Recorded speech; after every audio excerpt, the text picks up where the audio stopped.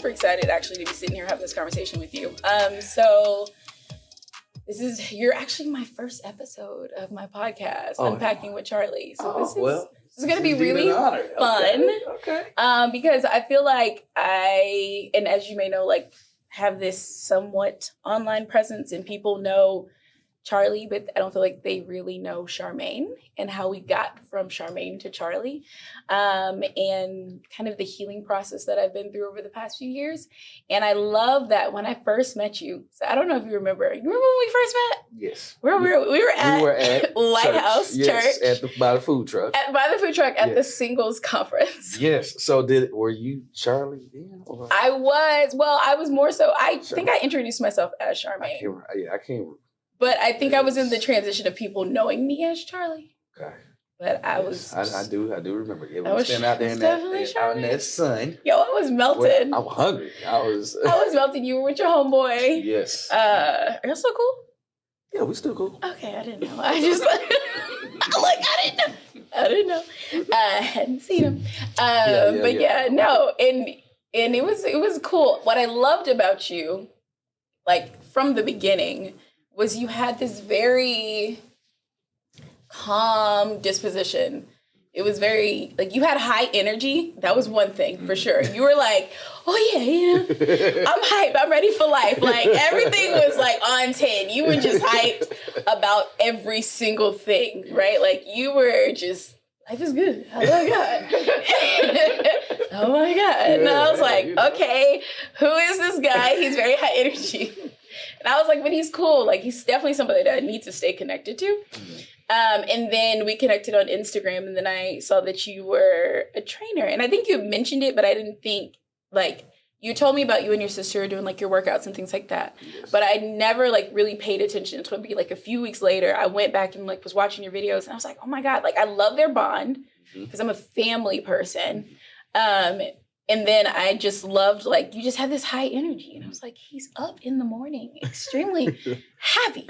Why? Like, but in that moment, and I don't even know if you know, like, in that time, it was a really, really, really hard time for me. Because I was single, newly-ish single. Okay. And so when you met me at the conference, I was there because my friend wanted me to be there, but I didn't want to be there. Okay. And I wasn't necessarily there looking for, like, dates, you know? I wasn't there, like, scouting dudes out. But I also was in my own weird transition, right? And I was in my own healing process. And so that was just a very special time for me, right? And so I feel like coming across and meeting someone like you who was just so optimistic, I was like, how? Like, there are Black men out here that are really, like, happy. And now, mind you, I didn't have a negative view of Black men, but I was just like, oh, why is he so, like, you were just so hyped to be there. And you seemed so content. And I was like, then why is he here? Because I grew up in the church. And I know when you go to a church event with singles, you go and scouting. And you just look so content. I was like, how are we content right now? And so I was like, yeah, I got to stay connected to this guy because I got to get to know him. And you alluded to some of your story, but you didn't get to share your story. And I really want to get to know, like, Anthony. Okay. Tony's cool. Okay. Yeah, you know, cool. You're great. You uplift people all the time, but who is Anthony? Like, what is your backstory? And I want to know, how did you get to the place of contentment, or seemingly on the surface contentment and joy? Like, what's the backstory to that joy for you? Okay. Well, Anthony / Tony, well, people who've been knowing me ever since I've pretty much been alive calls me Tony. Yeah. So I decided to switch it up for the show. Okay. For Anthony. So people who know me will know me as Anthony as such. And then from there, I really don't care what you And call as the show, what are you referring to? Because we're going to act like some of these people don't even know who you are. Okay. You probably have seen his face before. But if you can, let everybody know, what is the show? Okay. Well, the show I'm speaking of is called Ready to Love on the OWN network. Okay. So I was on a dating show. So at that time, I had decided to say I was going to be Anthony because I was starting fresh. It was something I was open to seeing if it was possible of making that connection to be ready to love. Yeah. So, But that's how all that got started. But backstory, born and raised West Palm Beach, Florida, 561, shout out. That's why he's so shiny. Like y'all are different out there in Florida. Y'all are some different people. We are a different breed. We are a different breed, but hey, don't come messing with us though, because y'all are a different breed. I don't know, y'all go from one extreme to it's so great. Let's go be on the water. The next moment, I'm gonna light you up. Yeah. Real quick. Flip mode, real quick. Yes. So born and raised. I lived in actually Boynton Beach. I'm very fortunate to have both my parents still married. Actually getting ready to go on, I want to say 45 years. Oh my God. Okay, my parents are almost at 40. Okay, yeah. So that's dope. I think it's August 6th, I believe. Yeah, I think so. Oh my God, my parents are in August too. Really? Yeah, they're the 13th. That's funny. Sorry. Okay. Correlation. Sorry. I'm so sorry. Hey, okay. It's all good. It's all good. It's all about energy. But yes. They just showed me about how to live and wanting better and showing what the possibilities there. I mean, we were fortunate that, my parents actually took us on trips, and to see different things to show us that there is just more than West Palm Beach out here. Yeah. So dealing with that, and then of course you having other people who are around you per se who don't like to go outside the box per se, like, no, this is it, So I was very fortunate to have my parents there to show me all sides, from working hard to when you lose a job or whatever, like, what are you going to do, to showing that connection of working with each other. Yeah. And, my parents had other situations going on where, things that they had to work out, where they worked through it. I want to talk about that because my parents did too. I mean, I feel like you don't get that far and not have to work through anything, especially in any relationship, friendships, but romantic relationships. Yes. You don't get to see that a lot. Right. So I have 3 older sisters. Okay. You're the youngest? No, my brother's the youngest. Okay, but you're close to the youngest. I'm close to, I'm the second youngest. Hey, makes sense. Yes. Okay. So I have 3 older sisters. One who I'm really close with is here in Houston, Tanya. She's the one I actually first saw and met, as a child. Oh. So I guess that's why that connection. Boy, act like twins. Right, because when we thought about it one day, we were just like, well, you're the first person I actually met outside of my parents. So, because Chris didn't come till later on, I think it's 4 or 5 years later on. So we were already. And the other ones were further out the house already, or wait. How is there a big age difference? Tell me this family dynamic. Okay, so the 3 older sisters, have different mothers. Got it. So yes, so that's that whole situation. Okay. So dealing with that, they're all in their 40s. Once again, I don't know the story, whatever the case may be. My parents did the necessary things they had to do to continue on doing what they're doing, and they're still together today. Yeah. So they worked it out to the point where my mom was clearly all in, because she had to be. That's the only way I feel like they're together now. And once my dad realized that, then he just completely was just like, well, I got to shut it down. So, and that's how interesting that pretty much worked out, because my dad had a situation before that. So, different things. I mean, life, at the end of the day, I wasn't there during that time. So from the time where I could start making sense of different things, I never questioned or was doing all this stuff being nosy, because I wasn't taught to do that. So, I don't think any of us were. Yeah. So, I mean, of course, I looked and I watched, and I was just like, I was actually using my sense. I was like, well, that's weird. I was just like, well, okay, well, because I was a kid, I really wasn't all into all that stuff and knowing there's actually stuff going on. Like, ooh, but I was just worried about seeing my sisters. Okay. Because I just wanted to see my sisters. You just wanted to be with your siblings. So I didn't know why, the reasons why some, like, they couldn't come. Some, like, I just wanted them. I'm just thinking they just couldn't come because, like, why they can't come? Like, yeah, not knowing that, maybe they got something to do or they got somewhere to be with their family and all that, not knowing that there's a whole nother family, So dealing with that, what else? I don't know. I believe my parents let me live to be a kid. I loved playing outside. Like, it was to the point where I would get punished from outside because that's how much I just enjoy the outdoors. And I believe that's where the fitness aspect came into play. And also with my dad as well. My dad's a 6th degree black belt. Oh my God. And so dealing with that. So I started karate, I think I was like 4 or 5. So doing that for about 14 years. On and off, because during that time I was playing baseball, basketball, no football. At the time, no football. My parents wouldn't let me play football until I got to high school. Okay. So I played no tackle football at all. So I played flag football. What position did you play though when you got to high school? Running back, wide receiver. Okay. Cornerback, safety. It. Like, I pretty much. And I don't know why. It was just, I guess, because my parents kept telling me no every single year, like, because I wanted to play tackle for all my friends playing. You wanted to play, not knowing, once again, not realizing what my parents were thinking about towards, like, the future of my health.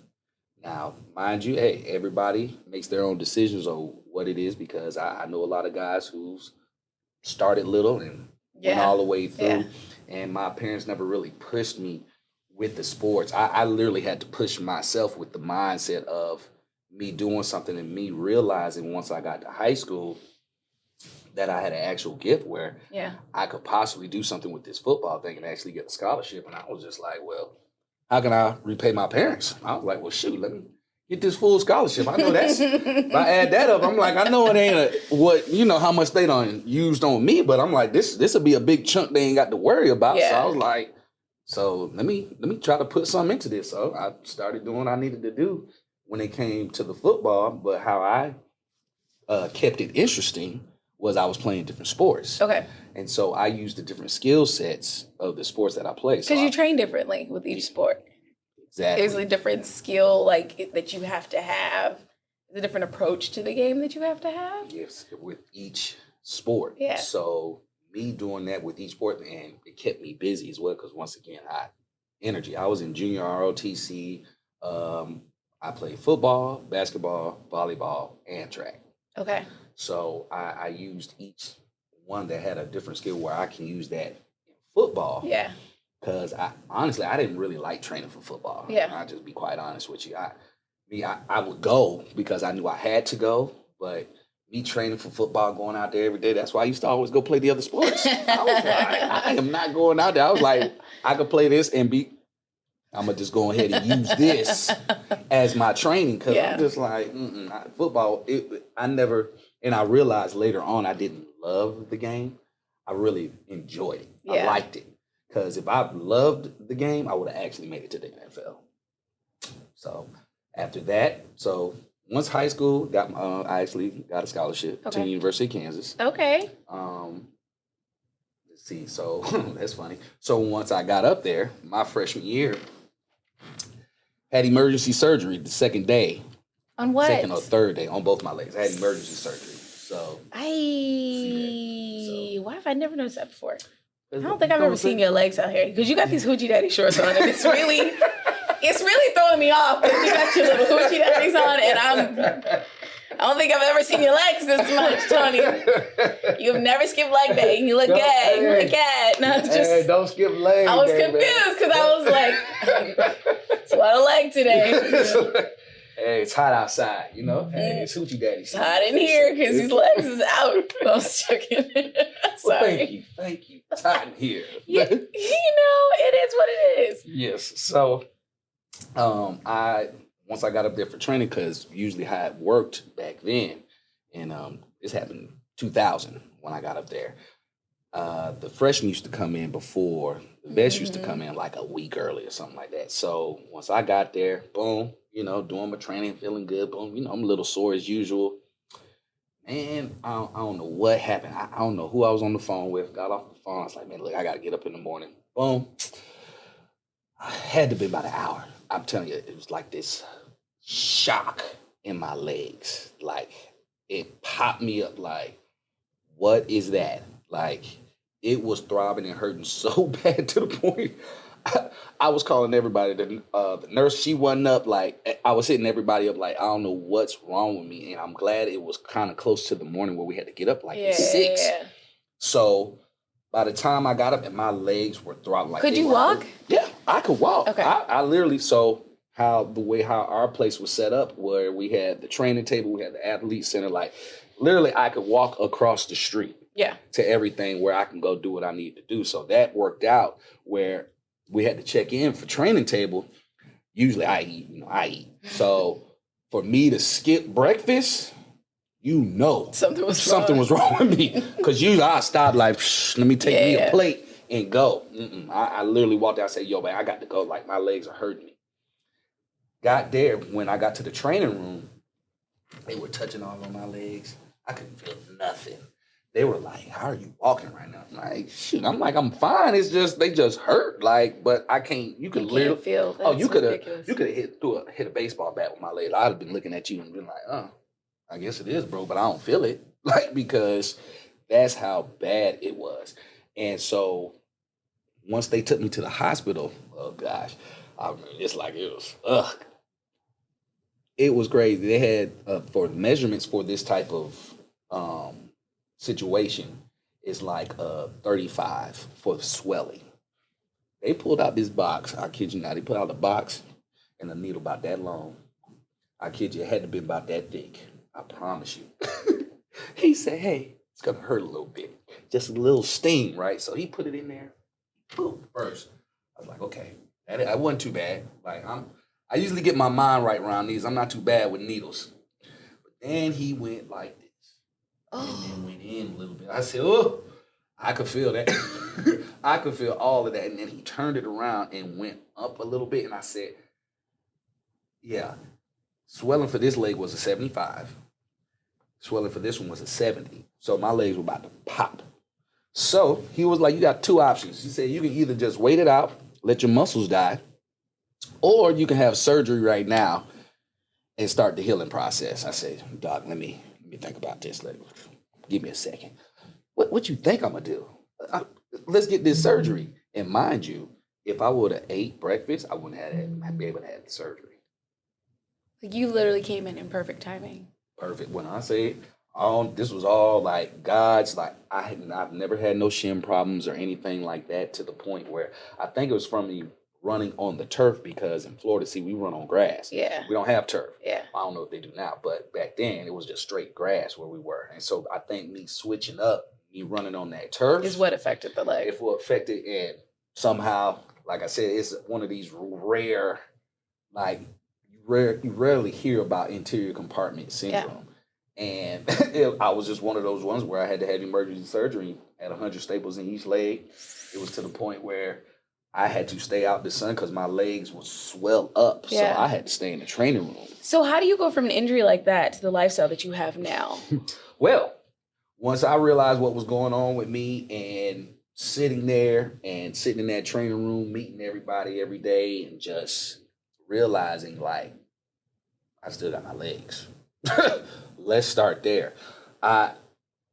Football wasn't per se running through my mind. I was just like, because, like, literally this here, like, you could just play with that stuff. It was just mushy. Like, I was just like, am I going to ever get my legs back? Like, I was thinking about that, because I couldn't do nothing. Yeah. But I had them, but I couldn't do nothing. Yeah. So once that happened, I said, look, and especially me having to stand up or whatever the case may be, when you see me walking up the stairs, if it's a few flights now, if I'm dressed up or something, okay, I'm going to take the elevator. But usually I take the stairs, man. I be standing up. You're just so thankful that you got your legs. What? Till this day.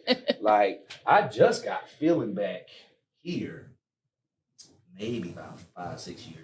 Oh, where I can wow. actually feel this. Yeah. So I can actually feel that now. Yeah, That's wild. because literally when they did the surgery, they literally said as soon as they cut it open, it just went poof, like that. So, okay. So we are playing sports in college. Yes. Well, trying to. And then legs bust open. Mm-hmm. And then, now what was that transition though for you into an active lifestyle where you wanted to help other people? Well, let me swing back because I didn't try to play football. I actually did play football. Yeah, you played So football. I actually played. So I bounced back, and I said, and this was another thing too. My So parents after your injury, you actually went back into... Oh, yeah. Okay, let's talk about that. Yeah. And then my parents had literally just left when that happened. Okay. The whole situation happened. My mom called and she was like, "You want me to come back?" And it was one of those, I guess, man moments where it was like, do I want my mom to come back and do what she do and baby me, or am I gonna learn how to deal with situations? My mom's not gonna always be there. Yeah. So I said, "No, Mom, you go ahead and stay." Now, don't get me wrong, I wanted her to come back. Yeah. But I said, I gotta start networking and start doing stuff on my own because you're not gonna be there forever. So that was one of those moments too where it was like, okay, well, I guess I'm starting to be a man now and having to start to make these certain decisions in my life. Well, this was one big decision where it was a clear no-brainer for me. Yeah. I was gonna have the surgery because I'm not just gonna sit there and just be like, okay, and just not be sitting here today in a wheelchair like for no reason when I know I could have had the surgery. So after that, the mindset, and that's why I talk a lot about the mindset and the lifestyle. Just making the decision to go up there when I wanted to play. I was like, I'm not about to let this. Once I realized they said I could still play. Yeah. That's all I needed to hear. I got the option. I still got the option to play, and that's another thing where football and these sports where it's tough, and especially from me being on the other side now after with football, because I can have an opinion about football. Yeah. Some people be trying to have an opinion and ain't never touched it, smelt it, don't even know what the inside is. They just see from the outside. So I can see both sides, and where now it's a little different for me now, but not knowing back then, I'm just like, and I'm playing football, like, because something to prove, feeling like, it's all types of stuff, especially being a black man. You have to prove yourself. Like, it is just so much that entails with that, where you having to deal with that. Then you having to deal with school, tutors, coaches. Like, people don't understand, especially when it comes with a scholarship. Oh, you got your scholarship. It's a job. Yeah. It is literally a job that I have, and I have to write like a job for a contract at a school every year for my scholarship. It's not guaranteed for those 4 or 5 years. Yeah.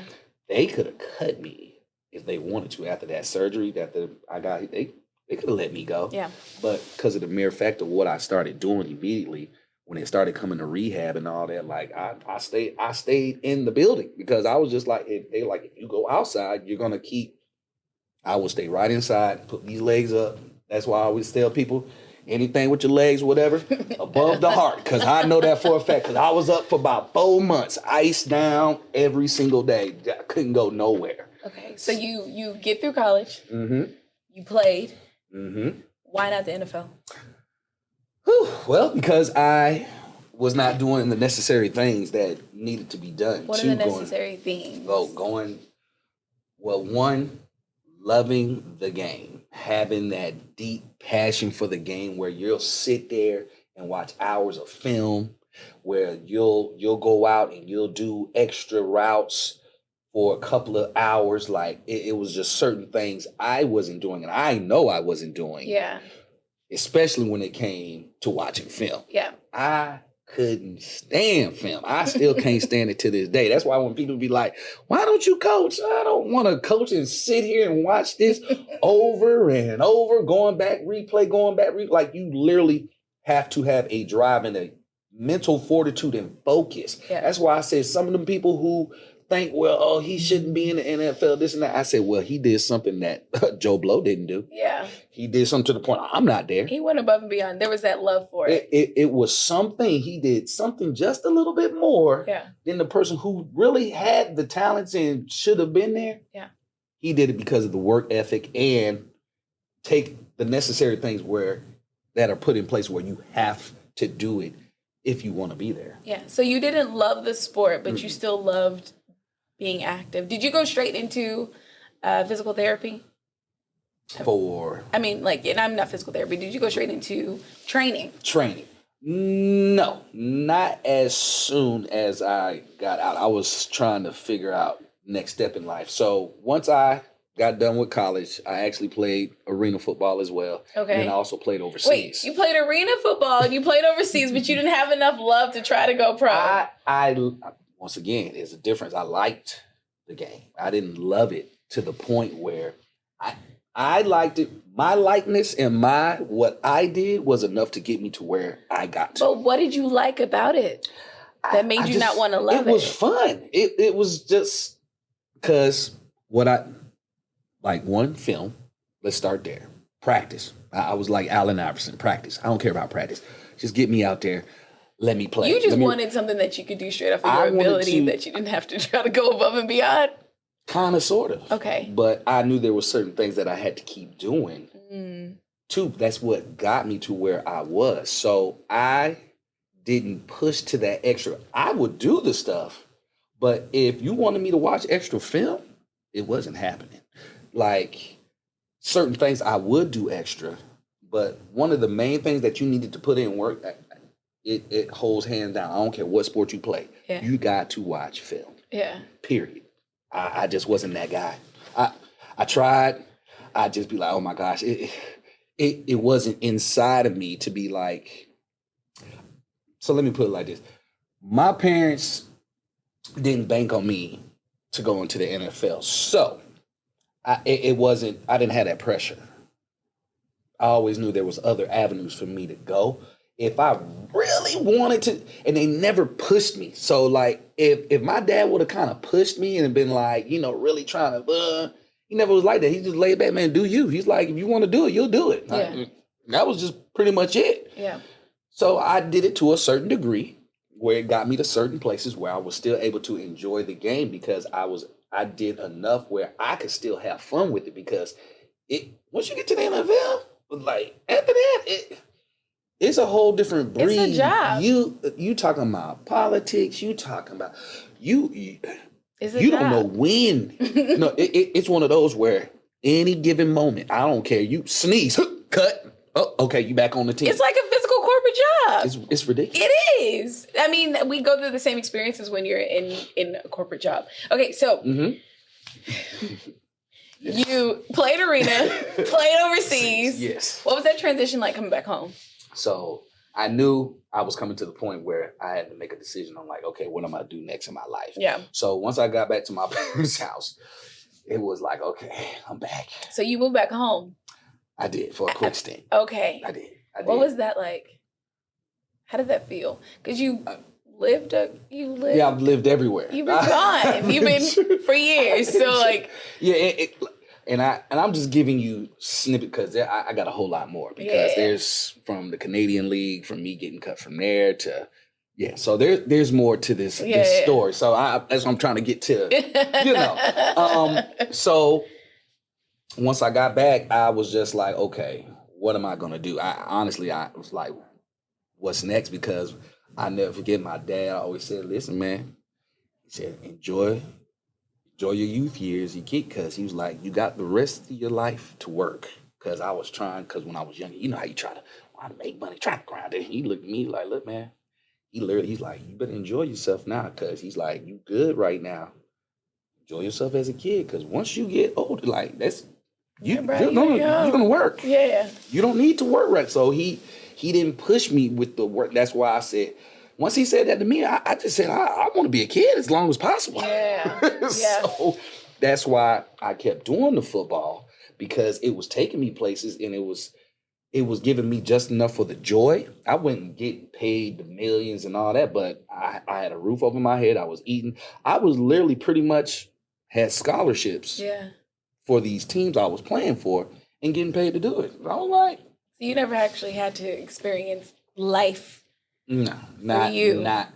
So during the off season, I come home, I have a job, I work at the school because I've been working in the school industry for about almost 20 years, from elementary all the way to college. I worked at the University of South Florida, worked for the Palm Beach County School District. I'm currently working for A-Leaf. I'm working for a nonprofit called Communities in Schools, where student support manager. So I've always dealt with kids. I've always... This is why I say of being active. I do a lot, but at the same, I give energy and I wake up. That's why I wake up full of life, because I'm just like, okay, I'm alive. With everything that's going on, especially with the pandemic, just certain things where it's like, why am I so upset? Why am I so down now? Yeah. And I tell people, you got to bring yourself up, because at the end of the day, you got to love yourself. You got to uplift yourself. Nobody's not coming for you. Yeah. You got to come for yourself. Yeah. And that's where you attract that. That's why I tell people, I have people who's smiling around me because I want people to smile around me. I'm going to give that energy. I want people to, I know you're not going to be as hype as me. Yeah.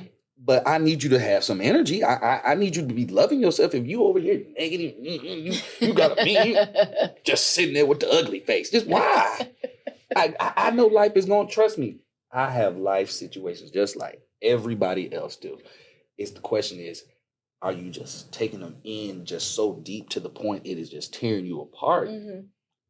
Or are you, I don't know who you praise or who you don't. I'm all about God. So I'm always, I know I'm not perfect. Yeah.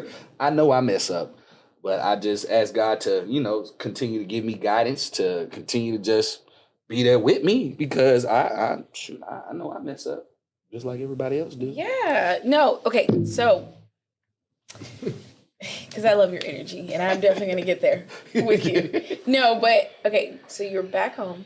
Back home. Yes. And you have just went out, did your thing, and now it's all on Tony. It's all on me. So so that's where the decision of either me staying there, building something in Palm Beach, which I knew I did not want to do, or do something where I knew I wanted to do something different. I knew I didn't want to be in Palm Beach. Yeah. So my sister just so happened to be in Houston. Okay. With her husband at the time, and she was just like, "Look, I got an extra room up here. If you just need to just figure out what you need to do for." I said, "Say less. I'm coming." Now, mind you, I forgot my parents were supposed to be going to see my brother in Tampa that weekend, so they were getting ready to go that next morning. I had made this decision, I think, like that Thursday. And you didn't tell them you were leaving? No, I told them that Friday. Okay. When my parents was getting ready to go. Oh, okay. Yeah, because I forgot they were getting ready to leave. My mom had woke me. She came in my room. She's like, "Hey, getting ready to go there." Said, "No." I said, "Oh, you getting ready to go?" I said, "Oh, God. Well, I probably won't be here when y'all get back." I pretty much told her just like that. Mom looked at me. She was like, "Well, does your father know?" I said, "No, you're the first person I told." She was like, "Oh, let me get your dad." He came in there. I told him the same thing. He looked at me. "All right, son." So your dynamic with your parents has always just kind of been, like, did you feel like you were really close to them, or it was just kind of like, we have our roles and we live within our roles? Mm-hmm. No, I felt like I was close with them. I don't know, like, it wasn't like, oh, we friend, buddy, this and that, but I feel like we're close where we've always joked. We've always been around each other when it comes to family and all that. Like, anytime, like, we could be separated for years and we can all come back in clown, because we all know when we all come together, you can't come in this group, and especially if you're a visitor, don't be coming in here all tight, because you will get your feelings hurt. Because we don't play that. We like to have a good time, especially when we're around each other. So from that aspect, I feel like we were close. I felt like my parents kept it as we're the parents. Yeah. And to this day, I mean, I still feel my mother. I feel her to this day. I mean, so.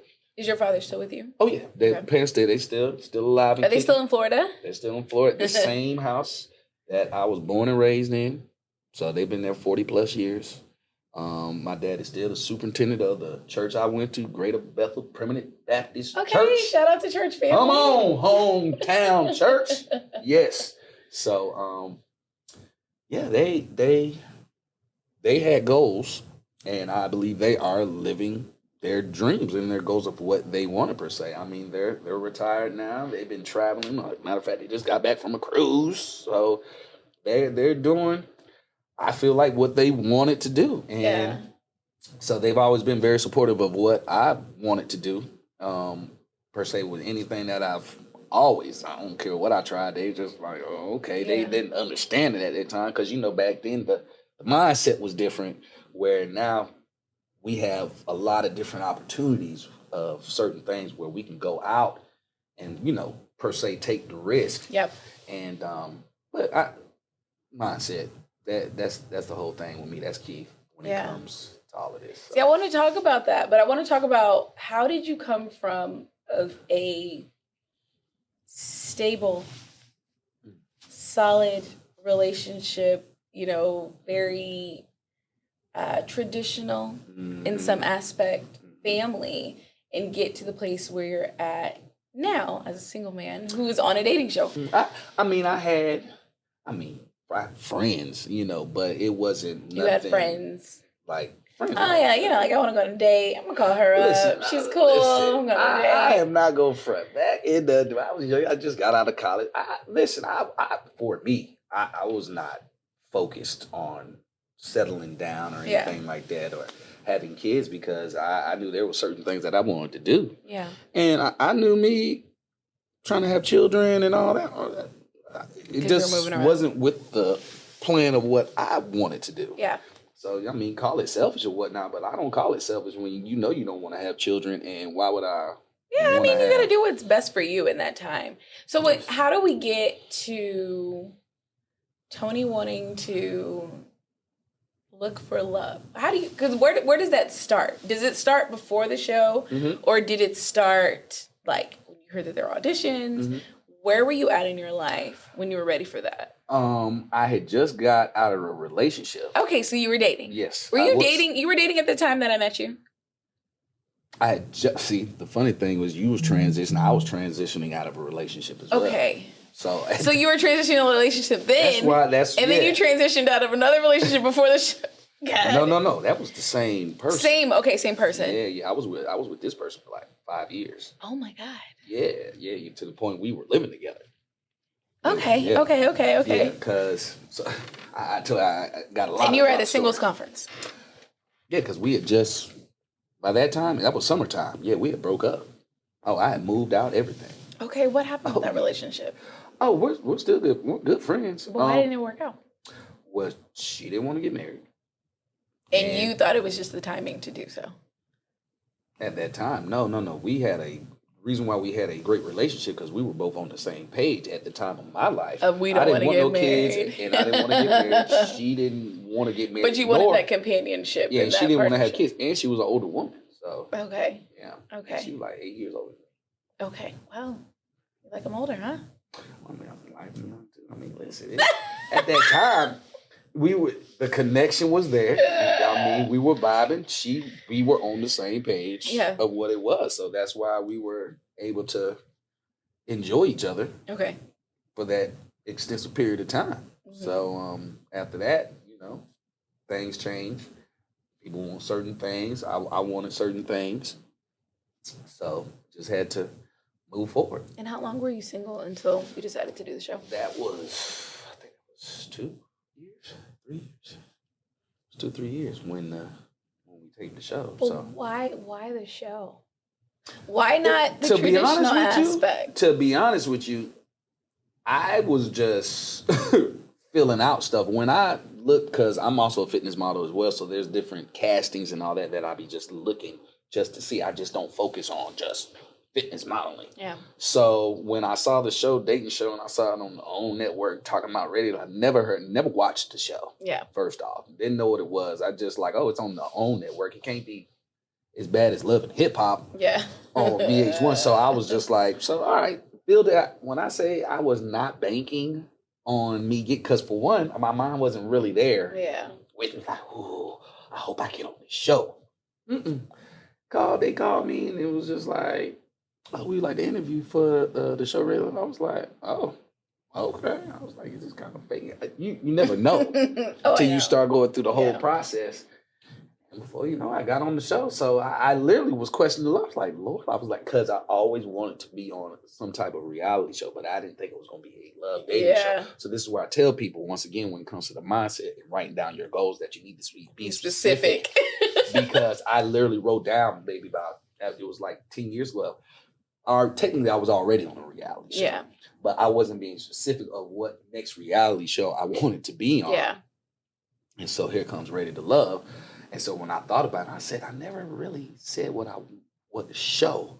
So now it gave me the Ready to Love. And I was just like, Ready to Love? I'm like, what am I supposed to be getting at? Like, I literally was like, okay, there's a reason why this is happening. So that's why I was so open to the possible connection. Because I was just like, he's just not going to have me on here I know from a business standpoint, this is going to be a great avenue because I tell people you'll be silly not to share what's going on in your life. And especially if you have some type of business, if you're not sharing your story on the show, that makes no sense to me. Why wouldn't you bring yourself on there? But at the same time, that's why I tell people, I don't know about everybody else's agenda.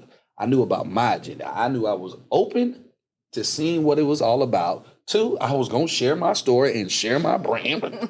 Duh. Because as soon as they said I was on the show, immediately, like, I was just like, millions of people are going to be watching this and I'm going to be Anthony. But didn't you think that, and I get where you're coming from because I totally get it, but don't you think that some aspect of you should have been actually ready to love, to be in love, to want to grow into a relationship? I was open to it. I was very open to it. You were open to it. Yes. So I tell people, I love talking about this because now I can talk about this show. I tell people it's Ready for Love. The show was Ready for Love. It was impossible. I don't care who you are unless you just looked and you're like, boom, you're the one. That's it. I don't care. It was impossible. Was there so many moving dynamics? It was so much going on, and especially, we have to remember, we were taping this during the pandemic. Yeah, I know. We were in a bubble. So it wasn't like, hey, Charlie, let's go. Just slide out of here. Let's go have a drink. Boom, boom, boom, this and that. I can really get to know you. Yeah. No. I have a PA, personal assistant, knowing my every move. Where you going, Anthony? Where you going? You want to go talk to? We got to call the people. Got to call the camera. Every little thing. So it's kind of hard to be you and be really authentic because I couldn't just take you somewhere where I could just talk to you without the cameras, period. Yeah. You know what I'm saying? They were looking for watching every little single thing. We were mic'd the whole entire day. So I tell people, y'all, it's different when you on the show. When you see that, they're just showing just itty bitty pieces. For our show, they could have easily shown 2-hour episodes. Yeah. Per episode. 2 hours easily because they didn't show none of the camaraderie that we was having, especially with the fellas and how the black men were talking, about their fathers, how some didn't have their fathers in their lives. I mean, we had guys on there crying, about certain things. And we were coming there spiritually talking about the Lord. I mean, reading scriptures. Like, it was all types of stuff going on. And they ain't showed none of that stuff. That's why I was looking at the show and I'm just like, y'all, I get it. It's supposed to be drama and all that, but y'all trying to make it seem like all we did was just bickering, and just all this stuff all day, and it really wasn't like that per se. But well, because you can definitely tell that it wasn't like that because after watching, so I got to actually come to the launching, first, and to see the dynamics between everybody just seems so cool. Like, it looks like you guys still support each other and are in connection with each other. Maybe not everybody, but for the most part, you guys still have a connection and a bond, right? Yes. I said like we was a very dysfunctional family per se.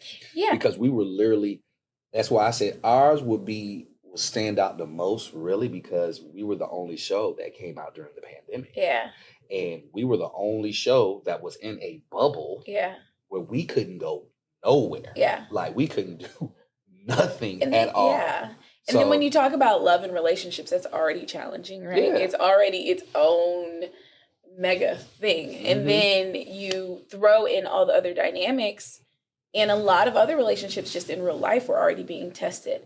And so you're trying to get to know someone, trying to be authentic, trying to build some type of connection. Right. Because even if it's not a romantic connection, you're building friendships. You're building your network. We're all going to see each other. And I want to see how you flow. I want to see how, like, what you do, like what's your vibe. And we really couldn't do that because it was just so, they just trying to be everywhere. So that's why I tell people I was open to it. But once I realized certain things where certain messages weren't getting relayed because they want to get that, and I started realizing, then I said, okay, I'm gonna just play with it. Yeah.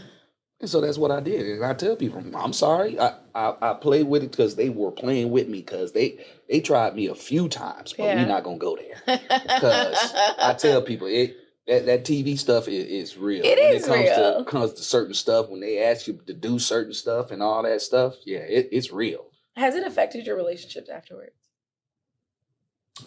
What, towards what? As far as like building relationships. Because are you in the place now that you're actually ready for love? I feel like if it's supposed to happen, yes. So I'm gonna share it like this. It's gonna happen when it's gonna happen. I know what it takes to be in a committed relationship or to even have. Okay, let me back up. Well, I want to know because I want to know how you view commitment. Because how do I view commitment? How do you view it? Because you said you know what it takes. Because I've seen with my parents. Okay. I've seen it with my sister where I've seen the dynamics where I didn't want certain things to be in my life because that's why I've been so to the point where I'm at in my life. Like I'm going to hold off till I'm ready.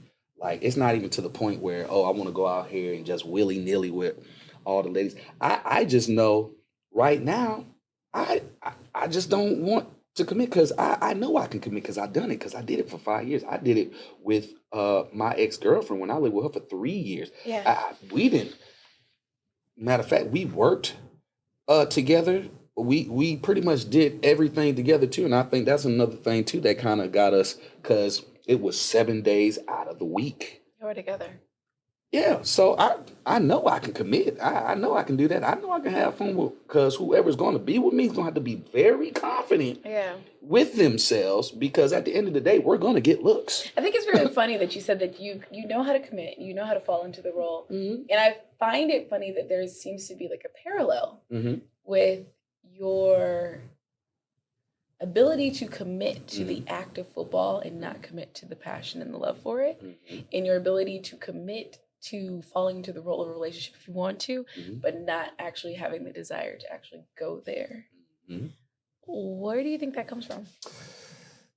I guess just seeing from like, because the thing is what I I want to talk about this because I don't think a lot of Black men get a lot of space to talk about their fears or phobias when it comes to relationships. And not to say like you guys are out here scared. We know you're not scared. You do everything in faith. Like I don't want to challenge you in that aspect. But I do want to say that I don't, and I've been saying this a lot lately, I don't feel like Black men have been given the autonomy to have multiple emotions or to live in different spaces. You guys, we only associate 2 emotions with you. Actually, we only really associate one. It's anger or goofy. Like we don't even give you happy or joy. We just give you goofy.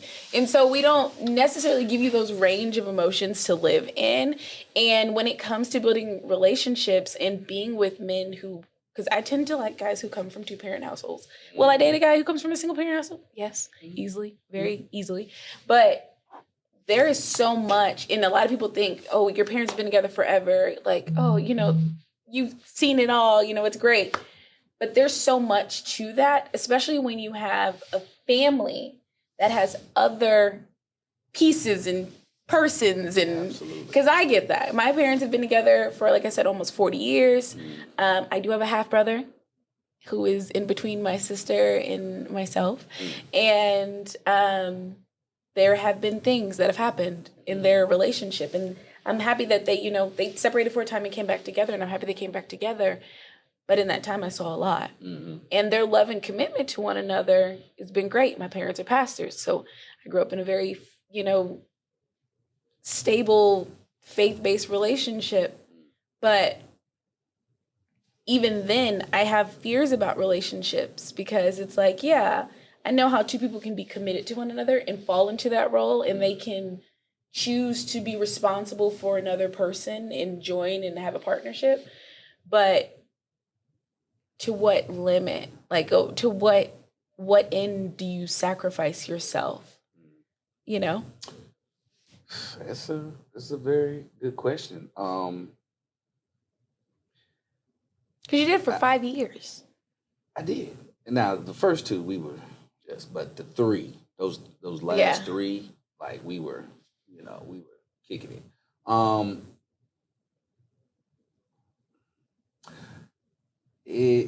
For me, I'm just like, I don't know. I feel like that feeling of when I'm just ready, like, you know what, I just want that one. What'll be ready for you? What does that look like for Tony? What does ready look like for you? If we could, like, I'm in this stage, I'm in this phase, she is this, like, what does that look like? Is it a feeling? Is it a... It's going to more than likely be a feeling. Okay. Because right now, because her energy, whatever, it's going to have to, like, match mine where I am in my life, because there's a lot of things I steer away from. That's why a lot of times when people see me out, I usually come in by myself. You're always by yourself. I actually saw you while I was on a date. It was the worst date ever. And when I saw you, I said, "Oh my God." I was like, "Save me." I really wanted you to. And I'm so happy you checked on me right after that. Because I literally was like, take me with you. Yes. So it's the worst. I'm just, because I give a lot of energy. You do. But I preserve my energy too as well. I mean, people think I'm always out all the time. I mean, honestly, I'm really not. It just seems like I am, because when I'm moving, I'm moving. But once I'm inside, listen, matter of fact, this whole week, I've been in the house. Yeah. I hadn't gone nowhere. Same. I was working in the house doing my workouts, because I was just like, I just need my me time, because I know once I go out, because I need people to understand, like, we do not need to be angry. Like, I know I'm a black man. Like, I deal with a lot of stuff every single day. That's one of the reasons why you see the energy I bring, because I'm just like, I could be an angry black man all day. I have enough reasons, to be upset right now. Yeah. But what is that going to do for me? It's just going to eat me from the inside. Yeah. It's going to make me look older. I ain't going to want to do nothing. I'm just going to be angry at everybody, looking at them. Is you racist? I don't have time, because God didn't want us to be like that. Yeah. So I want the joy. I want the abundance. I know I can have it, because this has happened in the past time. We're here now. We're still dealing with it. And I'm just like, I'm going to live, because we only get one life. Like, I tell people, if you really think about it, like, it is amazing that I'm able to control this body. No, seriously. With a mind, a spirit, that, because I'm just like, if I didn't have this body, what do I look like? Yeah. You know what I'm saying? Because all I'm be is a spirit in my soul. What does my spirit look like if I didn't have this body? Yeah. Because I'm literally moving my hands. Like, there's no control that I'm controlling to control my hands or to move my eyes or anything. And I tell people, like, it's all energy. Yeah. So what energy are you bringing? Yes, I always talk abundance, youthfulness, positive energy into my life. I say it every single day. I'm wealthy, I'm healthy, I'm strong, I'm vibrant, I'm rich, I'm elegant, I am royalty, I am love, I am peace. Like, I say this all the time, because you got to think about everything that you're speaking technically is a prayer. Yeah. And I mean, for you, your biggest thing that you had to overcome was your body. It was your mindset. It was the fact that you shouldn't be sitting here. You shouldn't be able to walk and like from from the nerves in your body to the bones in your body to your tissue. You literally are a walking testimony, essentially. And so, like, I really appreciate your energy. Like, I appreciate that. So when the time does come for you, and the only reason I'm addressing this because I want y'all to know, when the time comes, he'll be ready. He will let y'all know when he is ready. I'll let y'all know. He's gonna let y'all know when he is ready. But no, and before we wrap up, I just want, because I love your energy. I really do. And I wanted to know, like, what was the backstory to how you got here? But to see that it's really, you have to use your, I always say that you kind of use the thing that was made to go against you as a thing that you use for your ministry.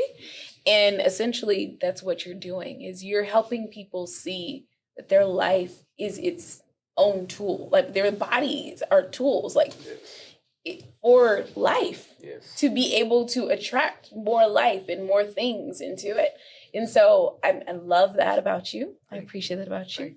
We appreciate that about you. We are so blessed to have you. Now, I do want to talk about one last thing before we get out of here. Because you not only are giving people the goods over here, but you're giving people the goods all across the world. We saw you went viral for a video that you did when you were traveling. Tell me about that. How did that happen? Well, that is so funny that you're talking about that, because I actually got the bracelet on from one of my good friends that gave it to me. That he's a fitness trainer up there in Africa.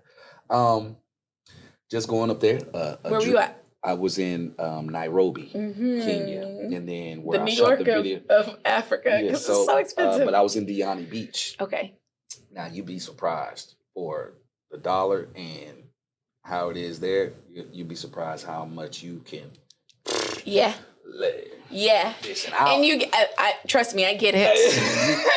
Oh yes, I get it. Excuse me. That's right. That's right. Get it. It's like I'm out.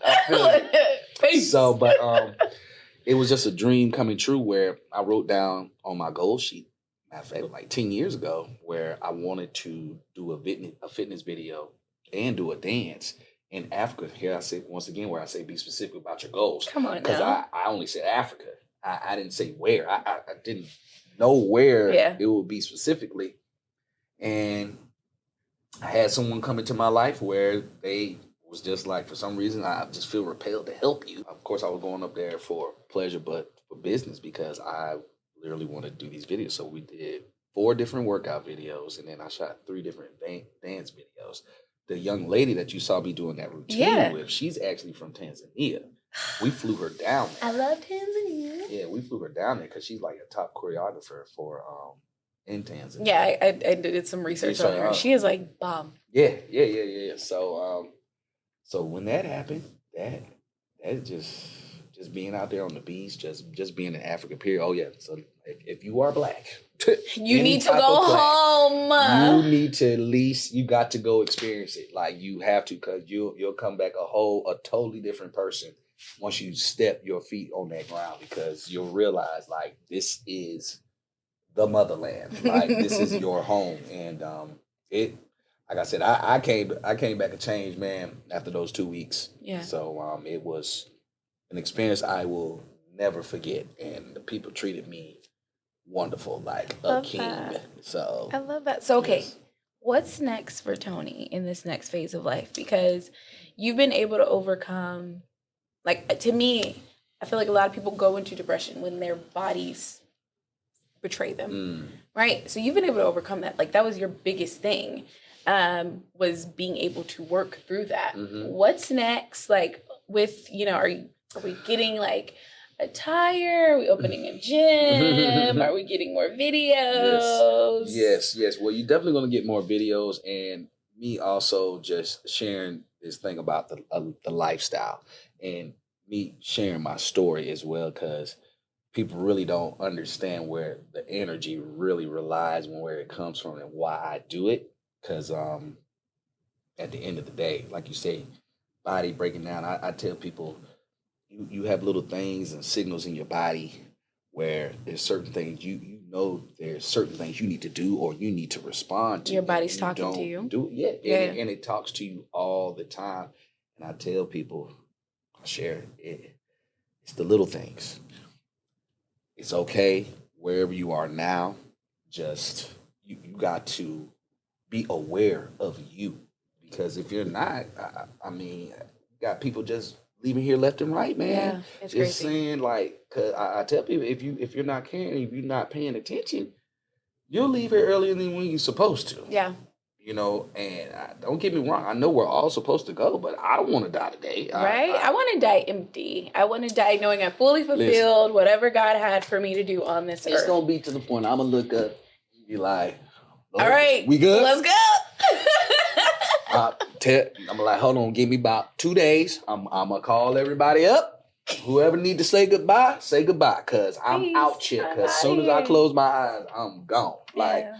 I want it to be like that. So my goal is to push my people, especially my people, to understand you can still enjoy life. You can still have the soul food and all that, but y'all need to wake up, man. Like, it's the food we are eating, what we're putting inside our bodies, and how we're talking to ourselves. Because at the end of the day, it's a double-edged sword. So if you're talking negative all the time, what do you think you're going to get back? That's why I be trying to tell. Start using your common sense. We all got it. I know we do. It's all inside of us. A majority of us choose to ignore it. Yeah. And everybody has a feeling of, should I, shouldn't I? Everybody's thinking about something. Everybody has an opinion about something.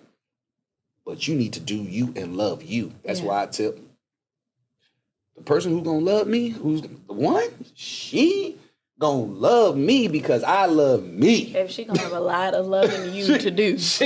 Listen. It's gonna be herself and God and love you again. It's gonna be a cycle. It's gonna be a cycle of love. You hear me? So I just want to just push that energy out, because it's just too much. Because they push a lot of this negative energy out here. Yeah, a lot of just the agenda of just being angry, negative, just showing something. It's just so much. That's why I barely watch it. Like, you know, I get my news here and there, but me watching, flipping on that and.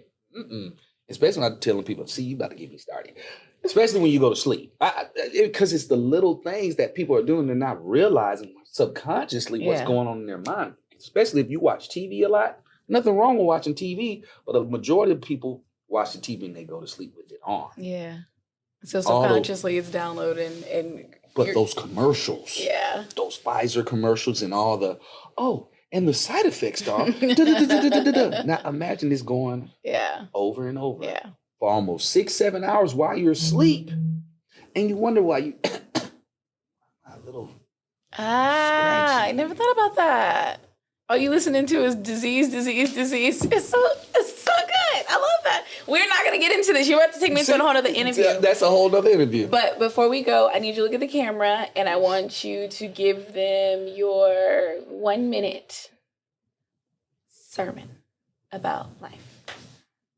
You got to live it. You only got one life to live.